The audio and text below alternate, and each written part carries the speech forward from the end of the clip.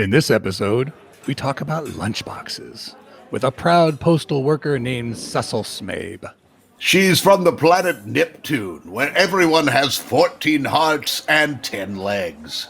So roll up your towel into a pillow, lean back, and prepare to learn how every wrongdoing can be turned into a thank you, and every painful experience can be swaddled with an eclair.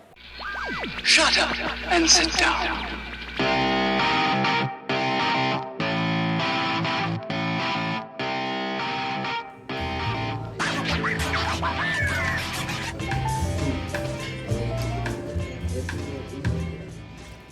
Welcome back to Booth 42 for the Hitchhikers and Appetizers podcast. I am, of course, half of your hosting team, Horatio Zinn. I almost forgot my name. I shan't forget my co-host's name, but he's going to say it for himself.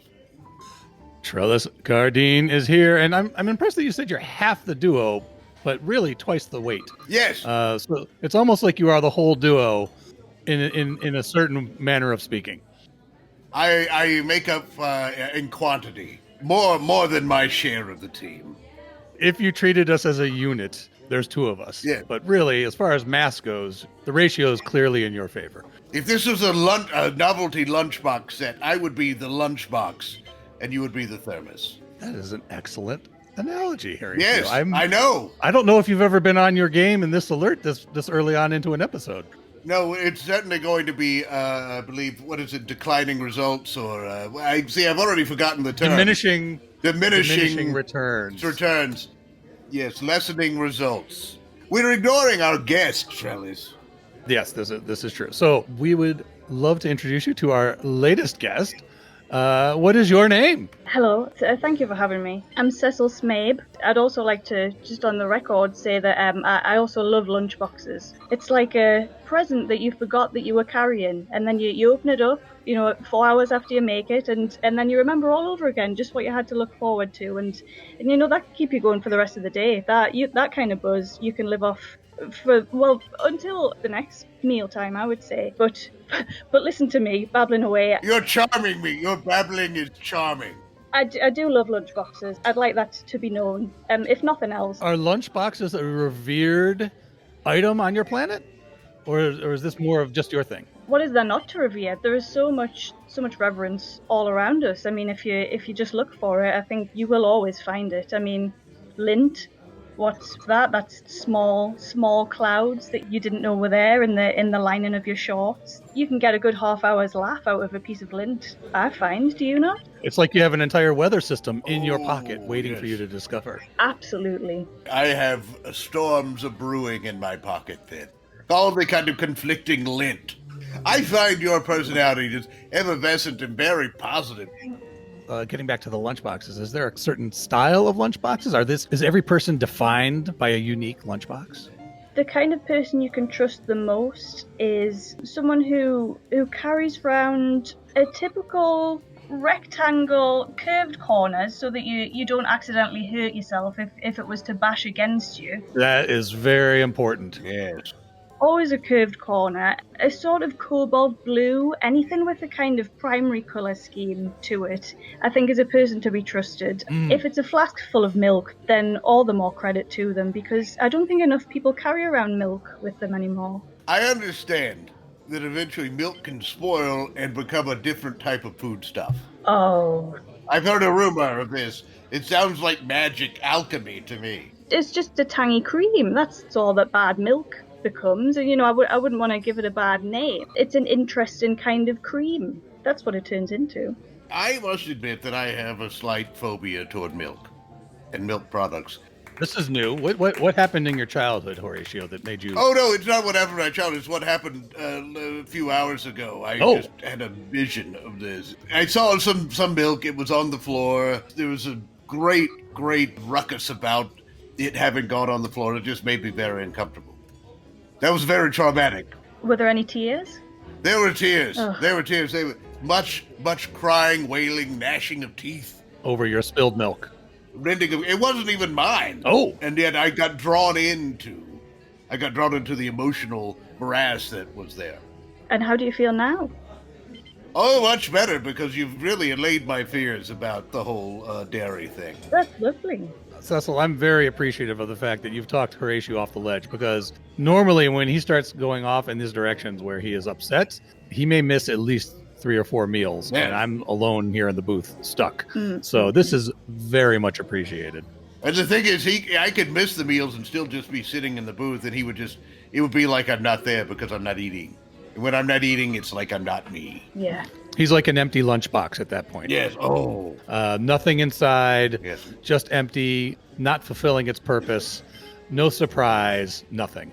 The thermos was lost long ago. It's lying in a ditch by the side of the road. The lid on the thermos that you would use for soup, gone. Not even last week's carrot sticks in there. Nope. No, not even some Brussels sprouts someone threw in there as an afterthought. Oh. Because they're crunchy, and they thought, oh, they're crunchy, they'll be fun. That's not fun. I do have very little to say on the positive side with Brussels sprouts. I mean, I'm sorry that I have to bring things down.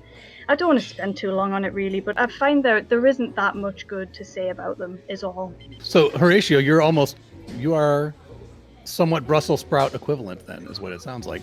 In some ways, yes, I am the afterthought, but I am crunchy. True, this is true. Tell us a little bit more about your planet. What's the name of your planet? That might be good to know. It's Niptune.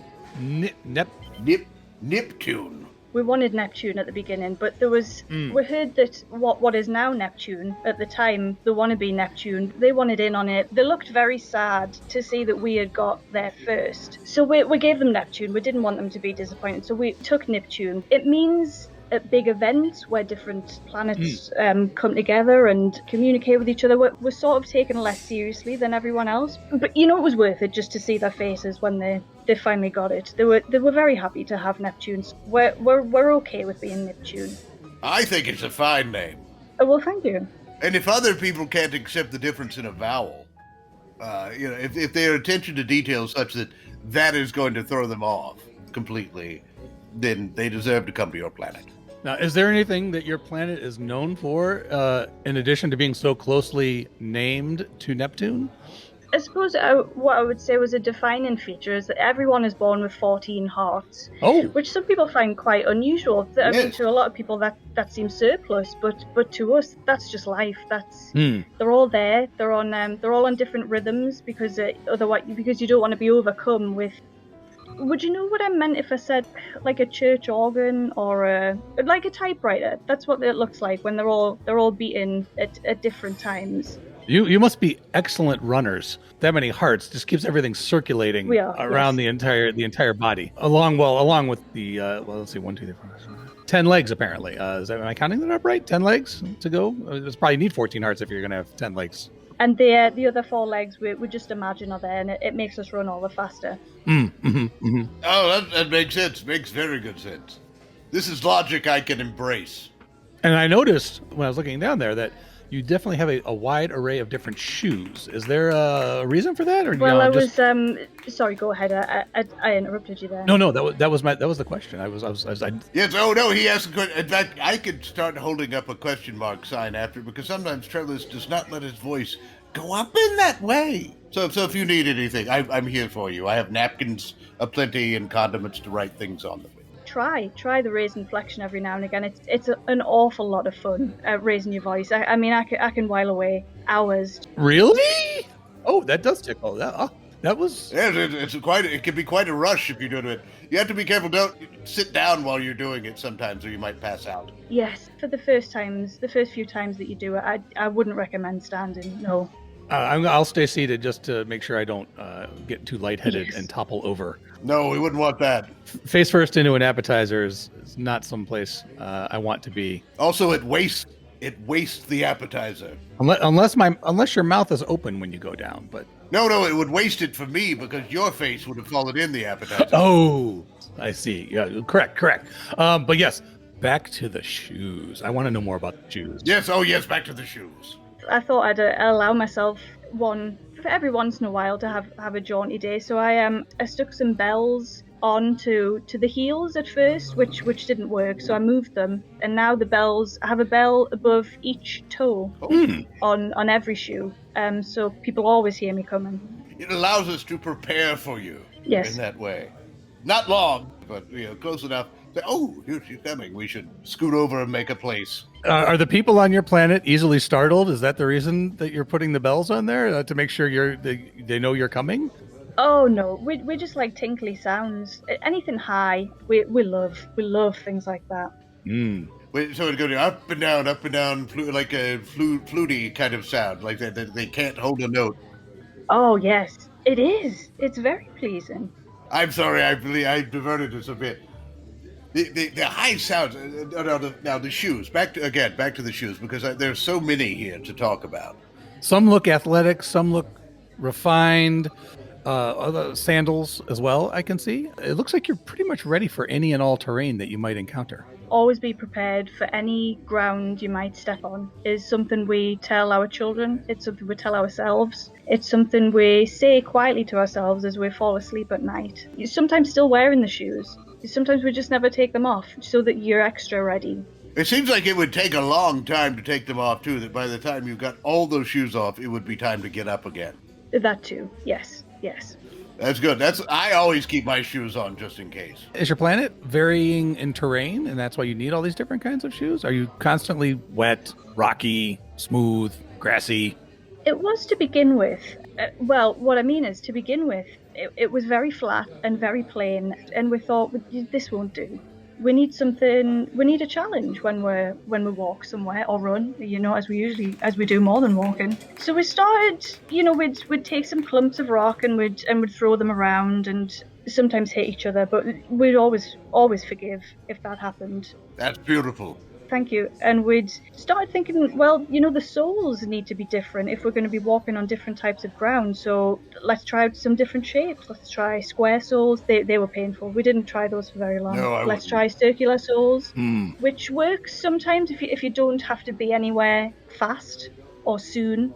And if you don't mind breaking your ankle. Yes, which a lot of people don't on our planet.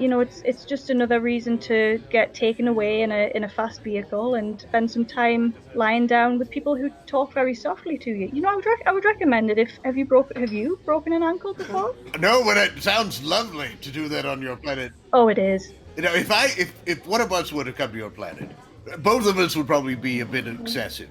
Would I be welcome to break my ankle and go lie in one of your facilities? Anyone would be welcome on Niptune, as long as they are not. We like the kind of person who takes care of you when you're injured or when you're ill, but we don't like anyone with a needle. Needles make us sad. We don't like the sharp sensation that it comes with. We don't like the surprise. Or the pointy part. I don't like the pointy part. That's got to be the worst end of a needle, the pointy part. The other end is annoying, but the pointy part is invasive.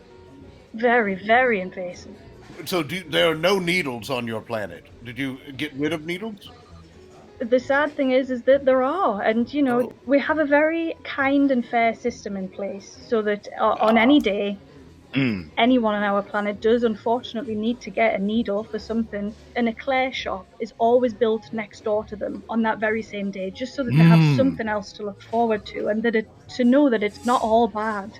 There's a balance to it sounds like. So that way, it's only right. It's only right. If you're going to have to get a shot, then you should have an eclair immediately after to bring your spirits back up. 10 cc's of eclairs stat. Oh yeah, and more. All the eclairs you'd want and more. Oh. Who hasn't, upon being hurt, thought to themselves, a custard slice would really even this out. That's lovely. That is lovely. Brilliant.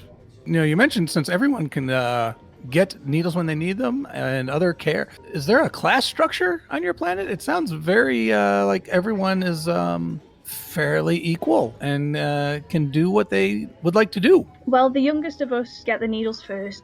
That has its ups and downs because they are more sensitive to the sharp pain that comes with a needle. But see, the thing is, the younger you are, the bigger the 14 hearts are. Oh. So the more sensitive you are to, well, not just a physical pain, but to any kind of emotional pain that comes with living and breathing and being on any planet. Oh, Relationship breakups must be horrible. Oh, there is an eclair factory at the very center of our planet that is there for that very reason. Some 80 millennia ago, there was a very tough breakup that took place, and we were worried about him, how it was going to go on, and for how long that droop would be at his mouth for. So we got a big business in place. I mean, it created so many jobs, though. I mean, so much good. Horatio's had so many wives. I would think he would have that place on speed dial if he lived on your planet with all the broken hearts he's had. Oh, you'd be welcome to it. Oh, I might have to vacation there. Your world sounds a bit like a spa for me. That's a very nice thing to say about another person's planet. We've never had that before. We've never had that kind of feedback about Niptune. But so I'll put a word in. Maybe we can get it on a billboard or something like that. I think that would make us all very happy. Oh, that would be lovely. I would be happy to add my name to the quote on the billboard, or take it away if that would make it seem more impressive. I'll have some talks. I mean, I can't promise that I can do that for you, but your words will be there, and if you ever come and visit us, you'll be able to look up at that dusty billboard and say, I said that. That's a piece of me up there. That's wonderful, because I often forget what I say, and having reminders of that around would be interesting. I'm sorry, I don't know if you were disturbed. A couple of the servers appear to be having a romantic tiff nearby. The eclair factory, would that be like one of the big things that a hitchhiker would want to go see if they came to your planet? Do they offer tours of the eclair factory? We do if you're hurting. We tend to save all of the sweetest eclairs for the most broken among us. So if you've experienced a big loss in your life, physical and emotional trauma, you're covering everything. Absolutely, yeah. Big needle, big breakup. I am getting a little bit concerned about, can we check that they're okay over there? They have been raising their voices with each other for... Perhaps we just send them a bottle of something. Oh, that's nice. Or an eclair. An eclair! It looks like it was a breakup, so you may just want to send them an eclair. Oh, yes. Yes, eclairs for the whole table. And seeing as they work here, I don't know if they get the food gratis or not, but we can send it on to them. Oh, he looks sad. They do look... A lot of tears. I'm not sure. Did they spill something, do you think? No, I think they were having a breakup. No, okay, yes, they are very happy to accept the eclairs. Oh, good. But of course they have to go get them themselves because they are serving staff. Well, yes, self-service. But it's going on our bill for tonight. No worries for them. It's going on our bill. Yes, eclairs for the... Thank you. I am so glad you were here, Sessil. That was... I would not have known how to handle that situation if you were not here at the table tonight. We would have probably just ignored them and kept on eating. But I think we've contributed to some overall mental health at the restaurant today. Yes. This could be a turning point for us to stop ignoring the troubles of others around us. I'll probably just turn back again, but Well, I probably, yes. Constant movement is a theme for us. Never spend too long in one spot carrying. Oh, that's beautiful. It's a great lesson. If you were to write an entry about us, that would be the motto. If we were to sell T-shirts to the booth, that would be I've forgotten the motto already. So what do you do on your planet, by the way? Yes. I neglected to ask that. So you're here on vacation? Your work? What? Well, I'm in the postal service. Oh. I have a few days off at the moment. We had an election recently, and we always have around 18 prime ministers at any given time, because the system where one person is chosen, that's so many people who are let down and left disappointed. So everyone who ran can come in and have a go and put their input in. Why not just have the whole planet? Everyone's a prime minister, and then everyone is in charge. That would be chaos. We couldn't have everyone. We're getting quite soft, really. It used to be 14 prime ministers, one for every heart, we used to say, but we had to change that because, well, you should see the look on their faces when people realise that they haven't been voted in by people. That's a needle in itself. Do the losers get eclairs? They used to, but it would have meant building a whole new factory, and we just don't really have the land for it anymore. But some excellent funding has been going into the postal service. As a planet, we write a lot of thank you letters. I wouldn't want that tradition to come to a stop. Some people say it's old-fashioned and maybe a little bit trite and people don't need to do it anymore. We've seen a real rise in people thanking each other on paper, and I'm proud to say I'm one of the people who helps to deliver those messages all across the planet, really. You're not just delivering, paper. You're delivering Messages. Gratitude and caring, and in some cases, love. Oh. That's beautiful. Yeah, that's really nice. Beautiful. That is atypically beautiful from you, Trellis. It's very atypical. I think you've had an influence on our Trellis here. Those eclairs, I think, put me in a good mood. Would that be the ultimate thank you message? An eclair with a note written on it? Oh, it's beyond what anyone could hope for. Anyone, I mean, an eclair alone or a thank you letter alone is lovely in itself, but to have both, I can't say I know anyone who's ever received both. Oh, really? Oh, or even more so, a lunchbox with an eclair with a letter. Oh. That might just be a 14 heart attack of surprise. Yes, balance. I would just fall down from emotion. I'm sorry, I spoiled the mood. Don't get choked up, Horatio. Come on. What about a lunchbox shaped like an eclair with thank yous written all over it? It would have round edges, so it would be safe. And then inside, the creamy filling is the message of thanks. Oh. And maybe they could start chewing on it and then think, oh, what's that? This isn't a texture that I'm used to. Pull out the note from their mouths. I mean, they'd have to rub it a little bit because it would be damp. True. But to find a note. A surprise note, that's an entirely different means of conveyance and surprise, I think. Horatio, we like to brainstorm for our guests. Yes. If we see a need on the planets, it could elevate your postal service status. Are postal workers looked on with a lot of reverence on Niptune? I wouldn't say I'm as looked upon quite as highly as a lunchbox, but everyone smiles at a postal creature. I think that people like the way we walk. I mean, naturally we have more of a bounce to our steps because we know we have good news to deliver. That makes sense. Lots of thanks to pass on. So we tend to be more bouncy than the average creature on the planet, but I mean, I wouldn't say I'm the bounciest. I'm sure there are cheerier people. It's certainly it's very fulfilling, and I can't see myself leaving it anytime soon. I wouldn't, and it seems like it suits you very well. Now, you said you've got some bounce to your step. People are always glad to see you. Does that mean you never have to deliver any bad messages or bad news, or do you just refuse to deliver it? How does bad news get delivered? Oh, throwing a bit of a... We're an empathetic on Niptune, so we remember all the times that we have felt the sharp pain of, emotional pain, and we try to keep that in mind at all times, and really only send a spiteful message if it's absolutely necessary. There are a few keep out of my gardens. Why did you do that to my dog? I've sometimes had to pass those kinds of messages on, but people don't need to get sent that kind of message twice. Your shoes are really out of style, so you shouldn't be wearing them.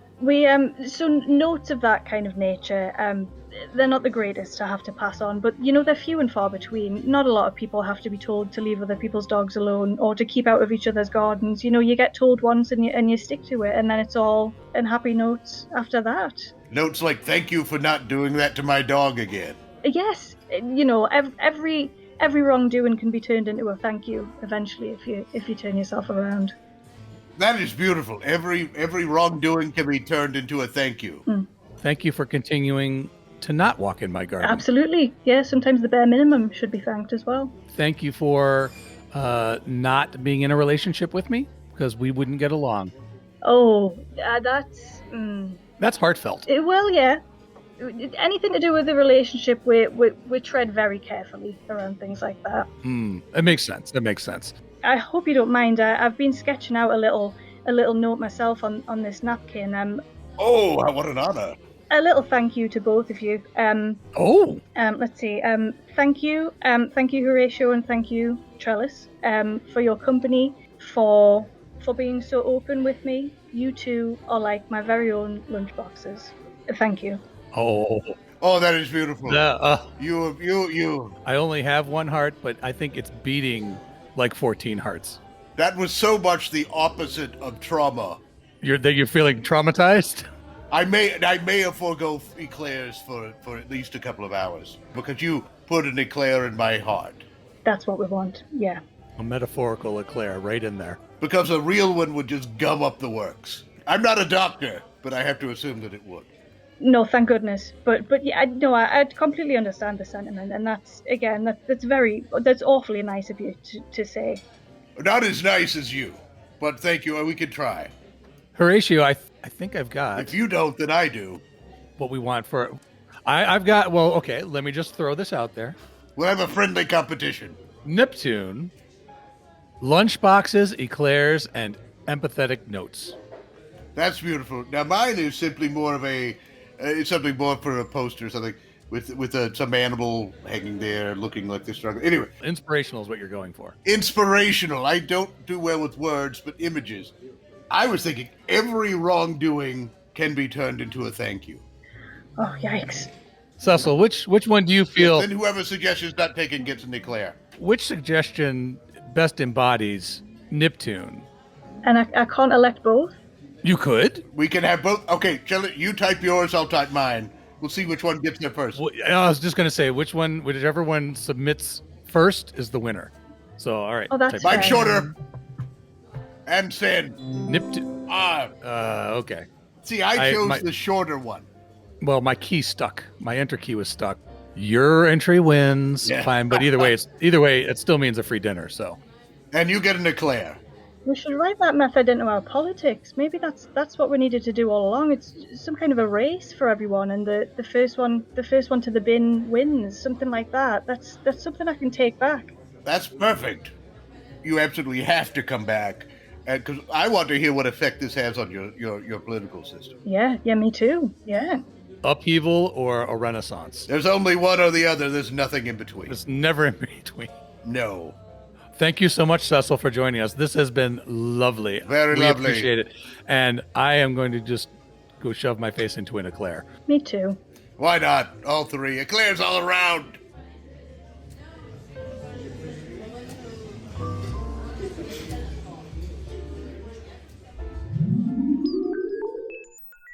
Thank you for joining us for Hitchhikers and Appetizers. And of course, special thanks goes to our guest, Sessil Smabe. I have been Horatio Zinn. And I continue to be Trellis Gardeen. Until next time, keep your towels clean. And if you're a space wizard and you don't want to tell a naive farm boy that you lopped his dad's legs off after he turned evil and slaughtered a temple full of kids, you can always lie to him. So don't panic. Everything you heard in this episode was improvised, but not everything improvised was heard. This episode of Hitchhikers and Appetizers featured the voice talents of Mike Gorgone as Trellis Gardeen, Bran Peacock as Horatio Zinn, and Kate Murphy as Sessil Smabe. Finally, Hitchhikers and Appetizers is part of the Improv in Action Network. Check out other great improvised podcasts and projects at improvinaction.com. If you'd like to reach out to Trellis or Horatio, you can send electronic messages to them at our Galaxy address, hitchappspodcast@gmail.com. Or you can find them on Twitter with the handle hitchapps. Shut up and sit down.